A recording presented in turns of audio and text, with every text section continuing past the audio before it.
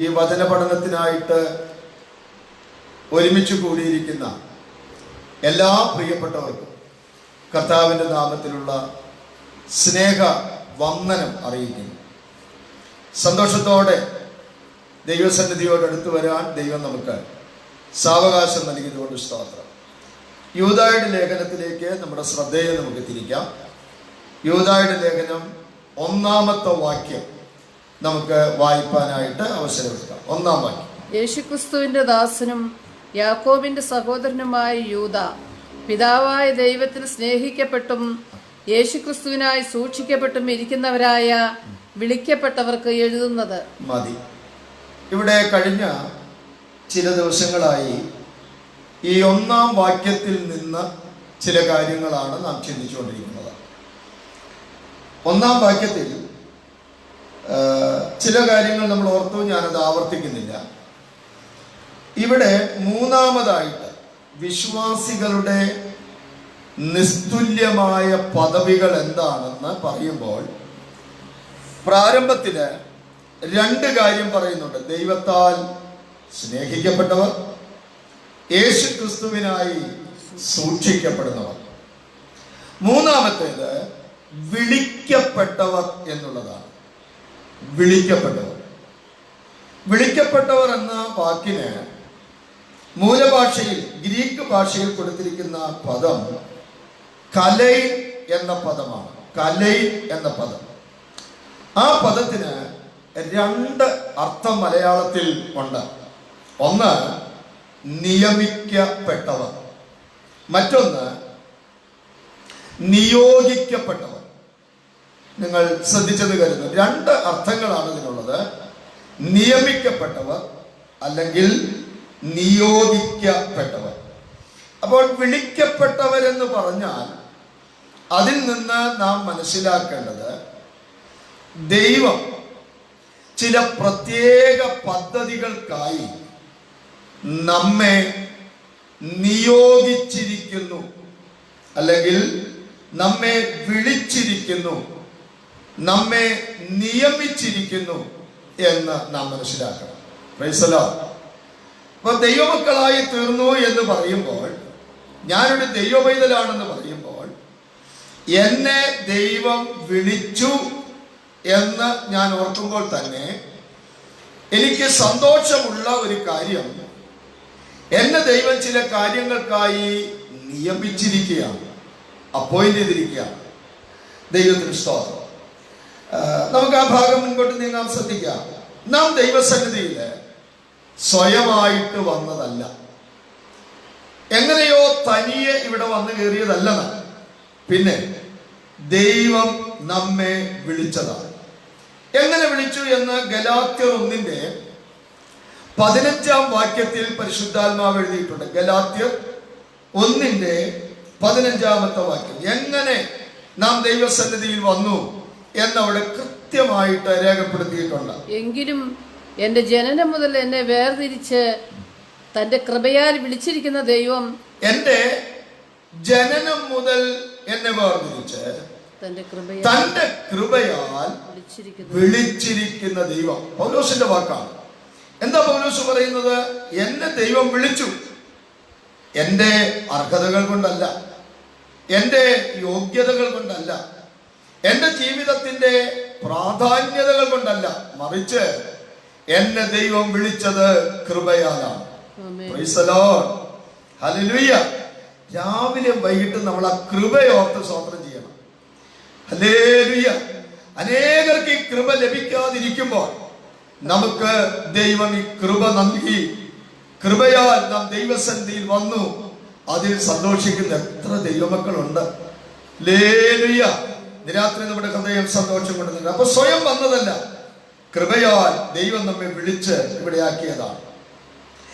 ദൈവം നമ്മെ വിളിച്ചത് കൊണ്ട് ആ വിളിക്ക് ഒരു പ്രത്യേക പേരുണ്ട്. നമുക്ക് ശ്രദ്ധിക്കാം. തിമോഥെയോസിന്റെ 2-ാം ലേഖനം, അതിന്റെ 1-ാമത്തെ അധ്യായം 9-ാമത്തെ വാക്യഭാഗം നമുക്ക് ശ്രദ്ധിക്കാം. 2-ന്റെ 1:9 2 തീമോഥെയോസ്. അവൻ നമ്മെ രക്ഷിക്കുകയും അതെ, വിശുദ്ധ വിളി കൊണ്ട് വിളിക്കുകയും ചെയ്തത്. അവൻ നമ്മെ വിളിച്ച വിളിയുടെ വിശേഷത എന്താണ്? ആ വിളി അതിൽ തന്നെ വിശുദ്ധമാണ്.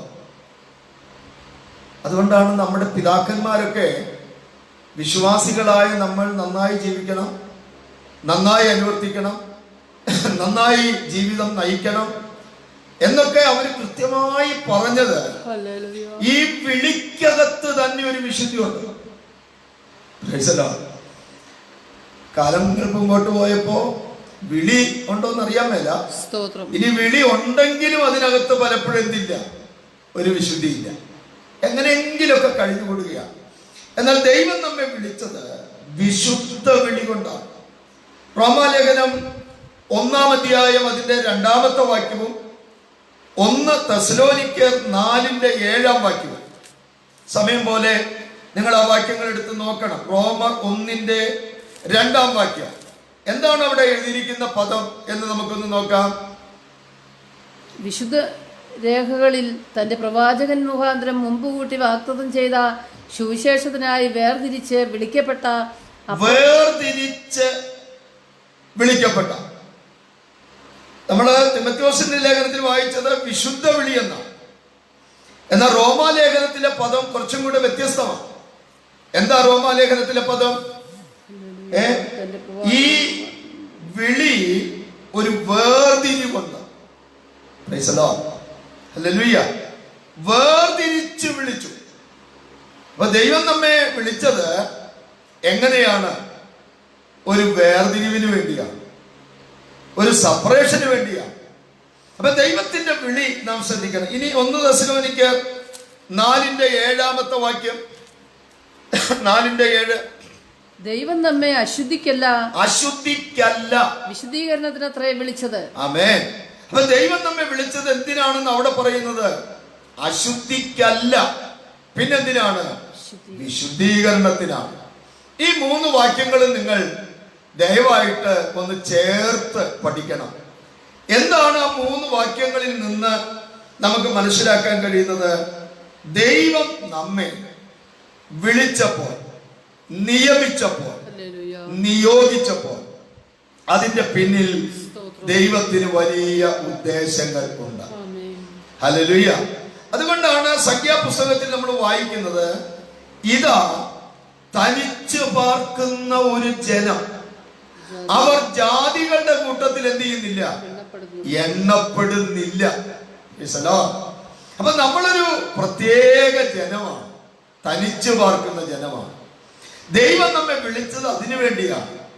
എന്നും എപ്പോഴും ആ ചിന്ത ദൈവമക്കളായ നമ്മൾ മനസ്സിൽ നിന്ന് വിടരുത്. ഹല്ലേലൂയ. സാഹചര്യം അനുകൂലമായാലും പ്രതികൂലമായാലും, ജീവിത സാഹചര്യങ്ങൾ സമൃദ്ധമായാലും ബുദ്ധിമുട്ടാണെങ്കിലും, എന്നെ ദൈവം വിളിച്ചതിന്റെ പിന്നിലുള്ള പ്രത്യേക ഉദ്ദേശങ്ങൾ മറക്കാതെ ജീവിതം നയിക്കണം. അപ്പൊ ദൈവം നമ്മളെ വിളിച്ചു.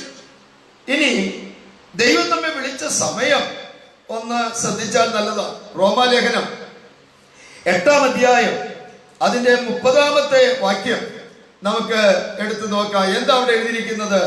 8:30. മുൻ നിയമിച്ചവരെ വിളിച്ചും വിളിച്ചവരെ നീതീകരിച്ചും നീതീകരിച്ചവരെ തേജസ്കരിച്ചുമിരിക്കുന്നു. ദൈവവിളിയുടെ പ്രത്യേകത, ദൈവം മുൻ നിയമിച്ചവരെയാണ് വിളിക്കുന്നത്. ആമേൻ. എന്താ മുൻ നിയമിച്ചവരെ വിളിച്ചു എന്ന് പറഞ്ഞാൽ അതുകൊണ്ട് അർത്ഥമാകുന്നത്, ഒരാൾ ജനനം വഴി ഈ ഭൂമിയിലേക്ക് വരുന്നതിന് മുൻപേ ദൈവം നമ്മളെ വിളിച്ചതാണ്. നമ്മൾ നാളെ ആരാകണമെന്ന് നമ്മൾ ജനിക്കുന്നതിന് മുമ്പേ നമ്മുടെ അപ്പച്ചൻ തീരുമാനിച്ചിട്ടുണ്ട്. ഇന്ന് ഈ നടക്കുന്നതെല്ലാം ദൈവത്തിന്റെ പരിപാടിയിൽപ്പെട്ട കാര്യങ്ങളാണ്. Price the Lord. ഹല്ലേലൂയ. അപ്പോൾ ദൈവം നമ്മെ മുൻനിയമിച്ചു. ആ നിലയിൽ ദൈവം നമ്മെ വിളിച്ചതാണ്. നമുക്ക് ഈ വേദഭാഗത്ത് പ്രധാനമായി ശ്രദ്ധിക്കേണ്ട ചില കാര്യങ്ങളുണ്ട്. വിളിക്ക് എന്തെങ്കിലും ലക്ഷ്യങ്ങളുണ്ടോ? വിളിക്ക് എന്തെങ്കിലും ലക്ഷ്യങ്ങളുണ്ടോ? പ്രധാനമായി 5 കാര്യങ്ങൾ ഞാൻ ഇന്ന് രാത്രിയിൽ നിങ്ങളെ ഓർപ്പിക്കാൻ താല്പര്യപ്പെടുകയാണ്. അതില് ചില കാര്യങ്ങൾ കേൾക്കുമ്പോൾ നമുക്ക് സന്തോഷം വരും, ചിലത് കേൾക്കുമ്പോൾ നമ്മുടെ മനസ്സിനൊരു ചെറിയ ബുദ്ധിമുട്ടും ഉണ്ടാകും. ഇത് രണ്ടും കൂടെ കൂടിയതാണ് ഈ വിളിയുടെ ലക്ഷ്യം.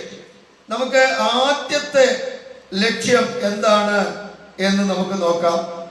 പത്രോസിന്റെ 1-ാം ലേഖനം 2-ാമത്തെ അധ്യായം 21-ാമത്തെ വാക്യം. 1 പത്രോസ് 2:21. നിങ്ങളെ വിളിച്ചിരിക്കുന്നത് ക്രിസ്തുവും നിങ്ങൾക്ക് വേണ്ടി അതിനായിട്ടല്ലോ നിങ്ങളെ വിളിച്ചിരിക്കുന്നത്. ഏതിനായിട്ടാണ്? ക്രിസ്തു. അതിന്റെ മുകളിലത്തെ വാക്യങ്ങൾ ശ്രദ്ധിച്ചാൽ ഏതിനായിട്ടാണ് ദൈവം വിളിച്ചത് എന്ന് കൃത്യമായിട്ട് എഴുതിയിട്ടുണ്ട്. ലളിതമായി പറയാം, കഷ്ടത അനുഭവിക്കാനാണ് വിളിച്ചിരിക്കുന്നത്. സ്വത്രം, നമ്മൾ സ്വത്രം പറയല്ലാത്തൊരു ഭാഗമാണ്. പറയാനായിട്ട് നമുക്ക് ബുദ്ധിമുട്ടുണ്ട്, അത് തർക്കമില്ലാത്ത കാര്യമാണ്. എന്നാൽ ഇന്ന് രാത്രി ഈ വചന പഠനത്തിൽ ഞാൻ എൻ്റെ പ്രിയപ്പെട്ടവരെ ഓർപ്പിക്കാം, ദൈവം നമ്മെ വിളിച്ചതിന്റെ പിന്നിലെ ഒരു ലക്ഷ്യം കഷ്ടം അനുഭവിക്കാനാണ്. ആമേൻ. ലോകത്തിൽ നിങ്ങൾക്ക് കഷ്ടമുണ്ട്, എങ്കിലും ധൈര്യപ്പെടുകയും ഞാൻ ലോകത്തെ ജയിച്ചിരിക്കുന്നു. ഇന്ന് രാത്രിയിൽ കഷ്ടം അനുഭവിപ്പാൻ വിളിക്കപ്പെട്ട ദൈവമക്കൾ എന്ന് നാം പറയുമ്പോൾ നമ്മുടെ അപ്പച്ചൻ നമ്മളോട് പറയുന്ന ശബ്ദം, വിഷമിക്കണ്ട, നിങ്ങൾ ഭാരപ്പെടണ്ട, ഞാൻ കഷ്ടത്തിന്മേൽ ചൂടാനാ. ഹല്ലേലൂയ.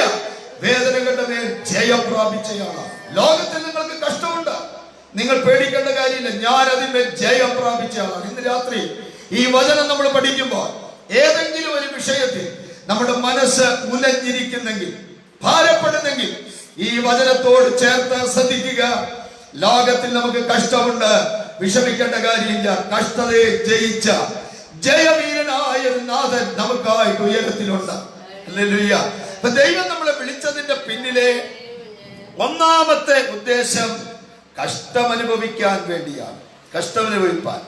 ഫിലിപ്പിയ ലേഖനം 1-ാം അധ്യായം 29-ാമത്തെ വാക്യവും 1 തെസ്സലോനിക്കർ 3-ാം അധ്യായം 3-ാം വാക്യവും അപ്പോസ്തല പ്രവൃത്തി 14-ന്റെ 22-ാമത്തെ വാക്യവും നിങ്ങൾ ശ്രദ്ധിച്ചാൽ ഈ കാര്യം കുറെ കൂടെ കൃത്യമായിട്ട് അവിടെ പറയുന്നുണ്ട്. ഞാൻ ആ റെഫറൻസ് ഒന്നും കൂടെ പറയാം. ഫിലിപ്പിയർ 1:29, 1 തെസ്സലോനിക്കർ 3:3, അപ്പോസ്തല പ്രവൃത്തി 14:22. 1 തെസ്സലോനിക്കറിലെ വാക്യം മാത്രം നമുക്കൊന്ന് വായിച്ചു കേൾക്കാം. 1 തെസ്സലോനിക്കർ 3:3 വാക്യം നമുക്കൊന്ന് വായിച്ചു കേൾക്കാം.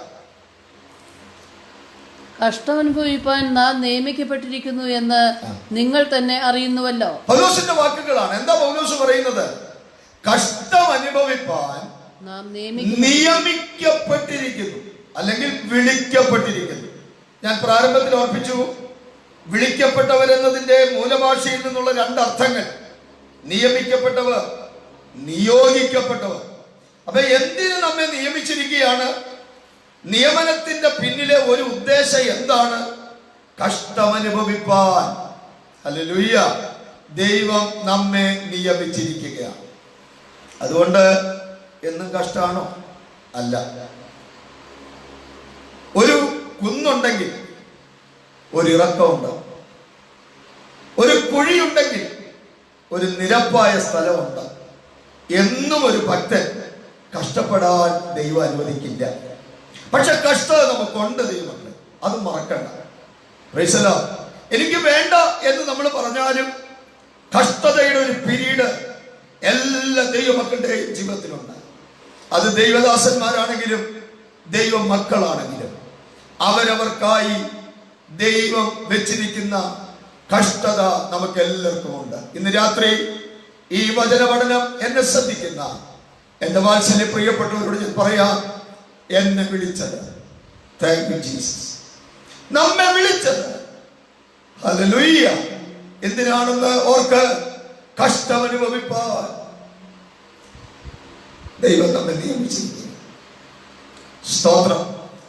എന്നാൽ ഇന്ന് രാത്രിയിൽ എനിക്ക് അതിനോട് ചേർത്ത് ഓർപ്പിക്കാനുള്ള ഒരു പദം ഇതാണ്: കർത്താവേ, കഷ്ടം വരുമ്പോൾ, വേദന വരുമ്പോൾ, പ്രയാസങ്ങൾ വരുമ്പോൾ എനിക്കതിനെ അതിജീവിപ്പാനുള്ള ദൈവകൃപ കൂടെ തരണമേ എന്ന് രാത്രിയിൽ പ്രാർത്ഥിക്കണം. ഹല്ലേലൂയ.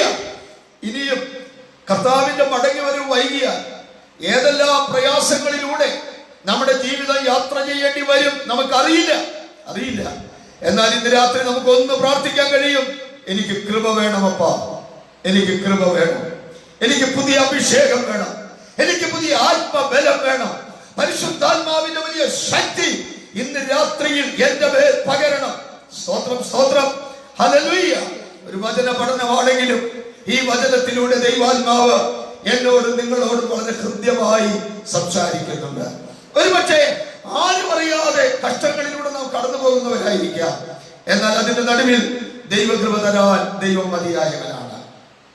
അപ്പോൾ വിളിയുടെ ഒന്നാം ലക്ഷ്യം കഷ്ടം അനുഭവിക്കാനാണ്.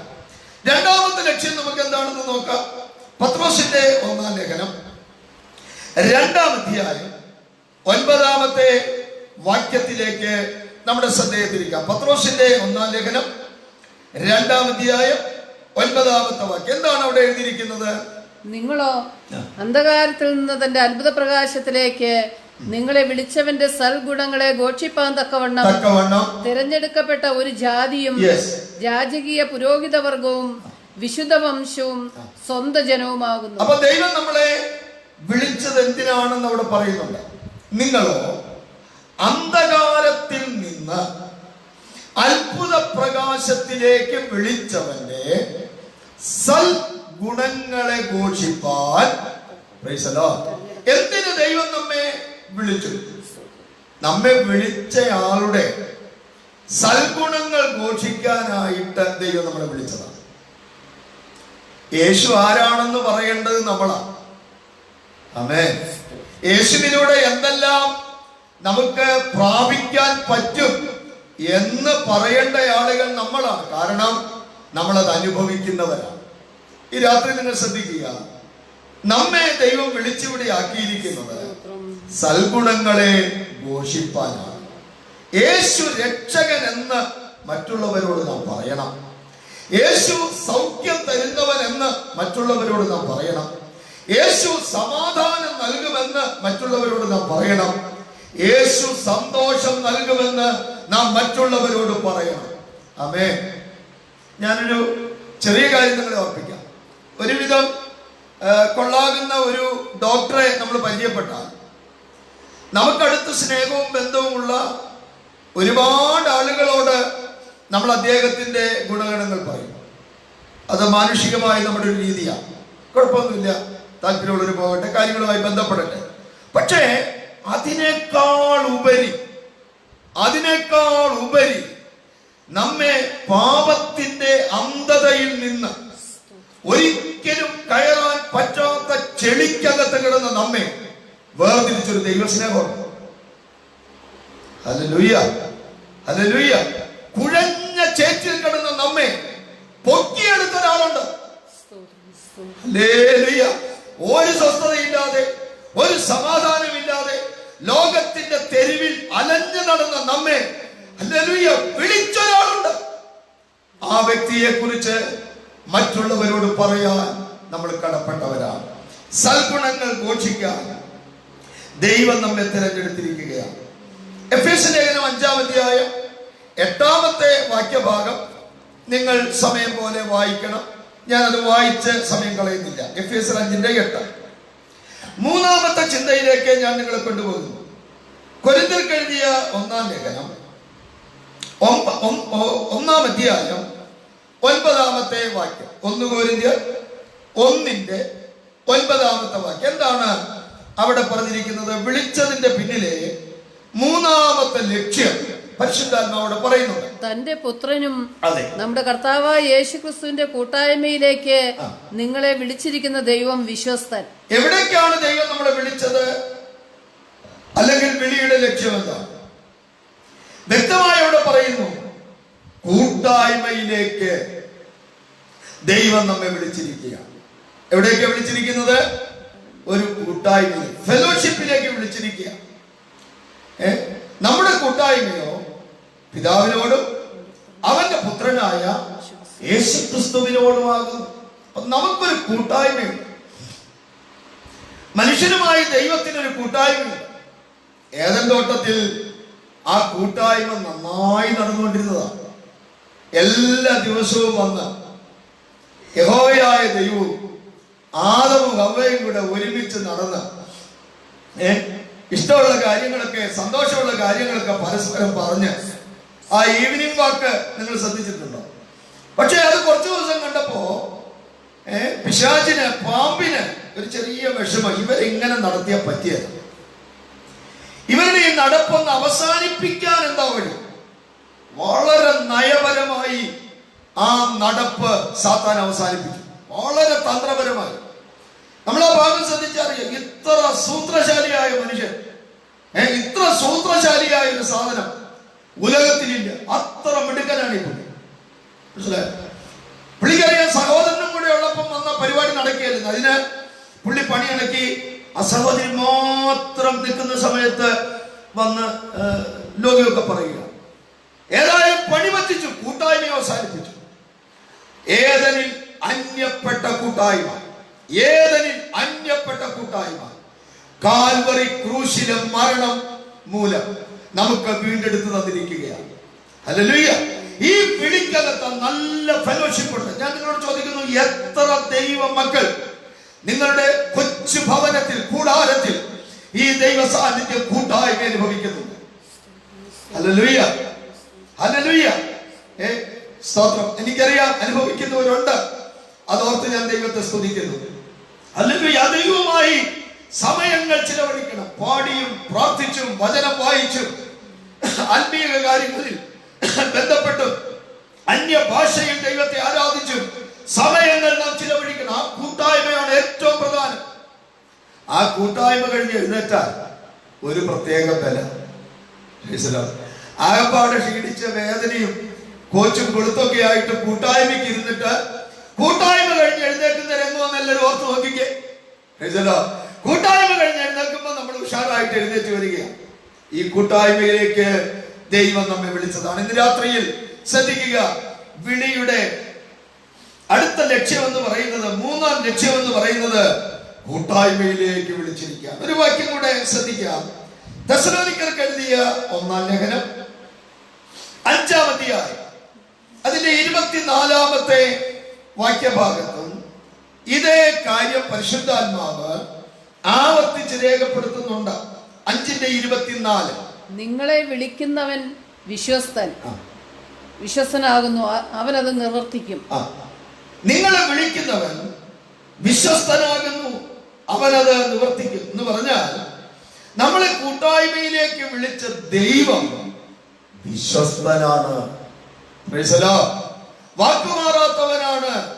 കൂട്ടായ്മയിലേക്ക് വിളിച്ചു ചേർത്തിട്ട് ഇനി എങ്ങനെയാന്നാ ജീവിച്ചോ, ഞാൻ തൽക്കാലം പോവുകയാണെന്ന് പറയുന്ന ആളല്ല ഈ ദൈവം. ഹല്ലേലൂയ.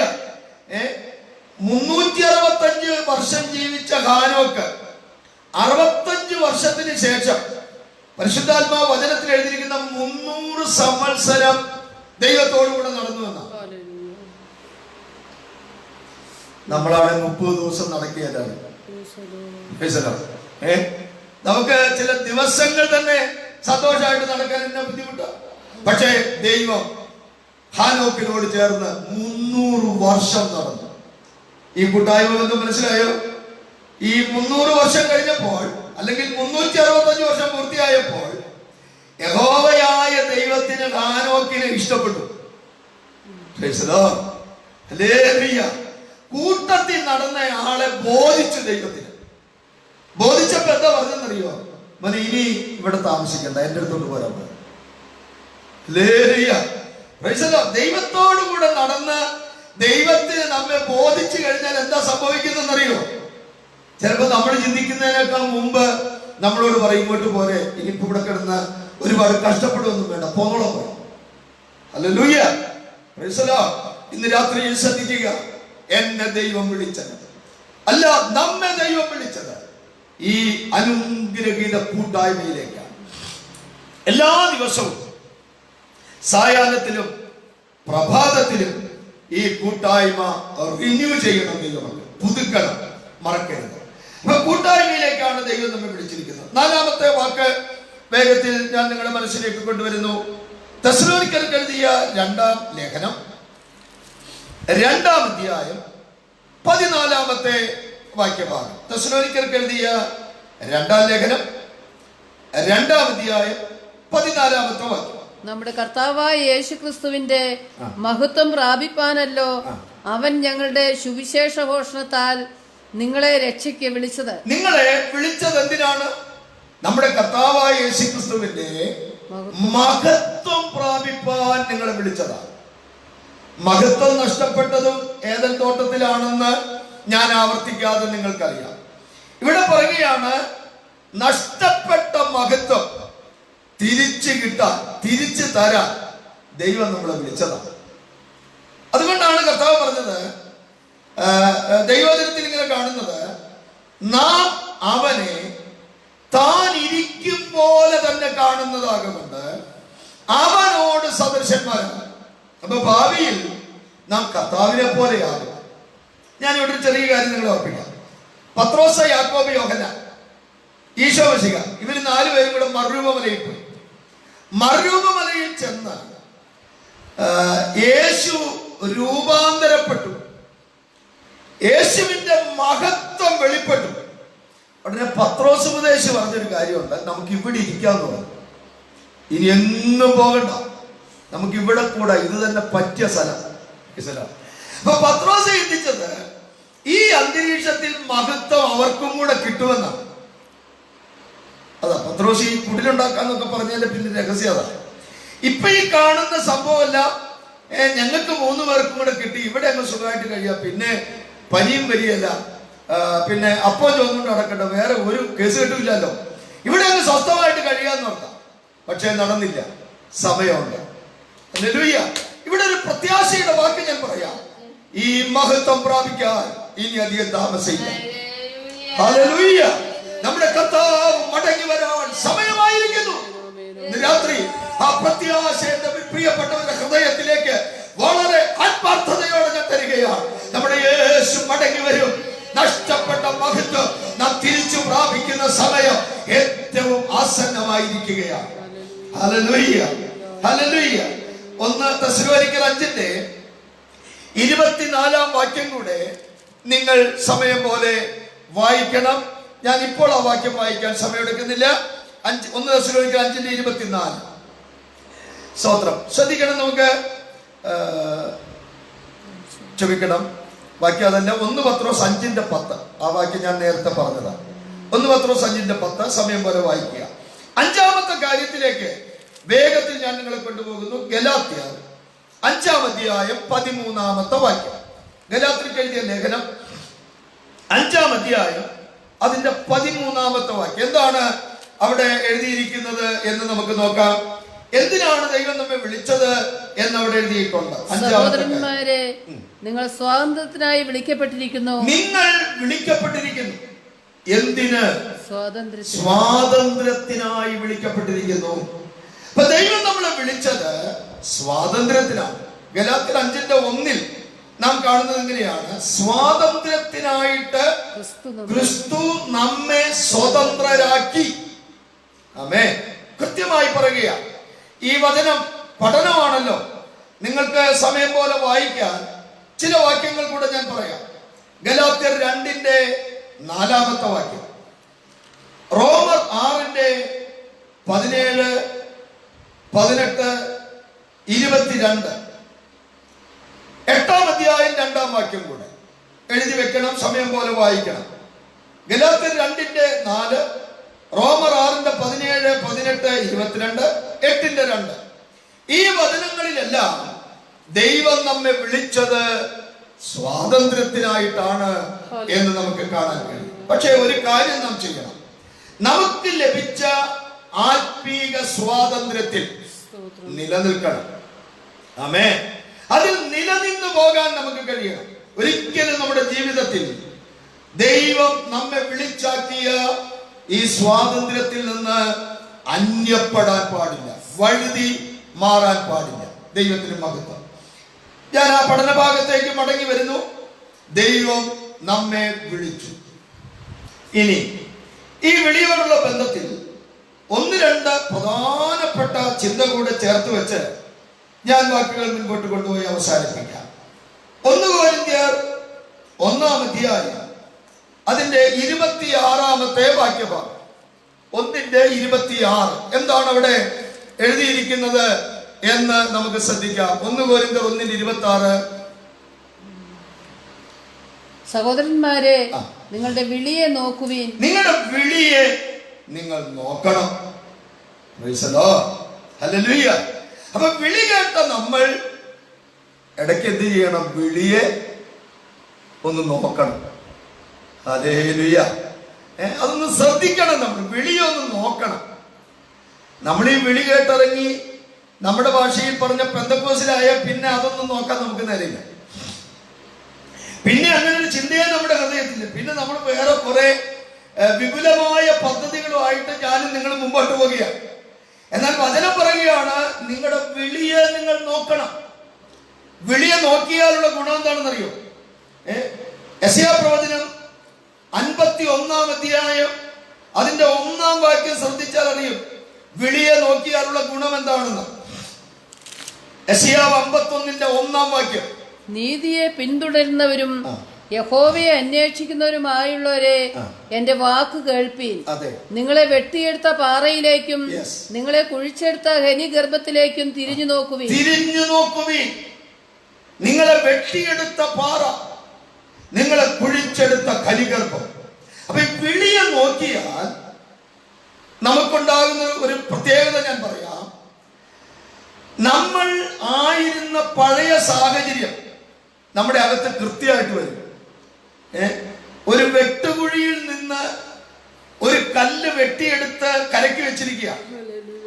ആ കല്ല് വെട്ടുകുഴിയിലേക്കൊന്ന് നോക്കിയ എന്താണ് ആ കല്ല് കാണുന്നത്? തന്റെ കൂട്ടുകാരെല്ലാം കുഴിക്കകത്ത് തന്നെ ഉണ്ട്. മനസ്സിലായി?